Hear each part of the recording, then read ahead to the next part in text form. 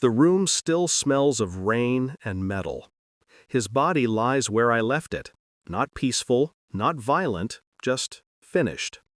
The television hums low, flickering blue against his face like a pulse that forgot to stop. I keep my eyes on the rug. The stain is spreading, slow, patient, like it knows what I've done. Outside, a dog won't stop barking. Inside, the clock ticks past the moment everything ended. My hands tremble, but not from fear, from release. The kind that comes when you finally silence the thing that's been screaming in your head for years. I told him I loved him before it happened.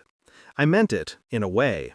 He just didn't understand that love, like oxygen, runs out when someone keeps taking all of it for themselves. Now there's air again. Cold, clean, mine.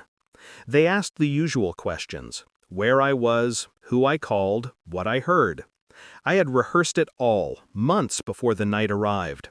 I cried where I should, stuttered when the timing needed doubt. My lover texted once, "It's done?" then deleted it before anyone could see. The detectives looked tired, not suspicious.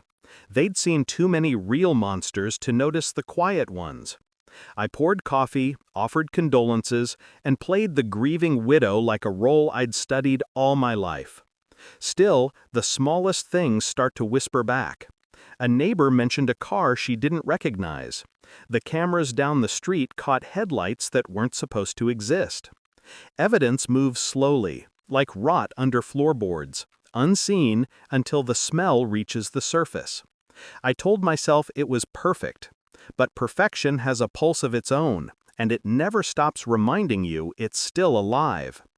They say guilt eats you. That's a lie. It waits. It watches. It becomes part of your breathing, your reflection, your sleep. I don't dream of him dying. I dream of him sitting across from me, silent, watching me live the life he thought was his. My lover tries to soothe me, but his hands feel like evidence. Every touch leaves a fingerprint I can't wash off. He talks about running away, a new city, a clean start. I just stare at him and see the same hunger that made me do this in the first place. The police came again today. Polite, careful, but sharper this time. They asked about money, insurance, my late-night messages. I smiled. Too easily. They noticed. One of them kept looking at the spot on the rug. Sometimes when the house is quiet, I hear his phone ring from the drawer I hid it in. No one's calling, of course, but the sound comes anyway. Faint, familiar, patient, like him. It wasn't the blood or the weapon or the alibi that betrayed me. It was the camera. He'd hidden it, small, silent, watching the very room where I ended him. Maybe he knew. Maybe he always did. The detectives showed it to me on a gray morning. No accusation, just the truth playing on repeat. I watched myself walk into the frame, calm, deliberate. I didn't flinch when I saw my own hand lift, my own voice whisper something only he could hear. I'd forgotten what I said until that moment. You made me do this.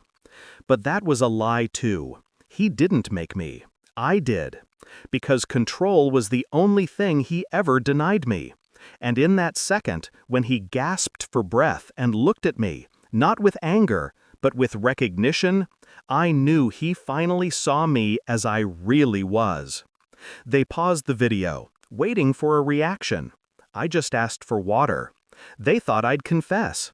They thought guilt would weigh me down, force me to surrender. They don't understand. Confession is control. So I gave them what they wanted. Not remorse, not explanation, just truth, carved clean. I told them every detail they already knew, every lie they'd already caught.